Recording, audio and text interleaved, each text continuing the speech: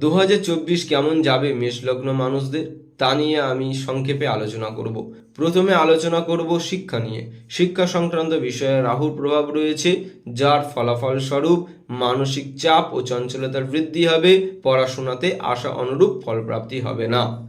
কর্ম সংক্রান্ত বিষয়ে বৃহস্পতির প্রভাব থাকার কারণে কর্মসংক্রান্ত বিষয়ে শুভ ফল প্রদান করবে, কর্মপ্রাপ্তি ও কর্মের উন্নতির যোগ দেখা যায়।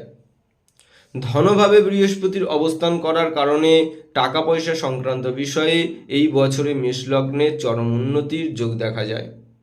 ষষ্ঠভাবে কেতুর অবস্থান করার কারণে পেট সংক্রান্ত বিষয়ে বা শারীরিক বিষয়ে নানা রকম টুকিটাকি সমস্যা বৃদ্ধি হবে।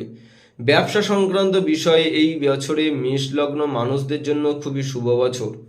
একাদশ বা সাফল্য স্থানে শনির অবস্থান করার কারণে এই বছরে মেষলগ্নের মানুষরা যদি হঠকারী কোনো সিদ্ধান্ত গ্রহণ করে, সেই সিদ্ধান্ত গ্রহণ করার জন্যে পরবর্তীকালে তাদের আফসোস করতে হবে।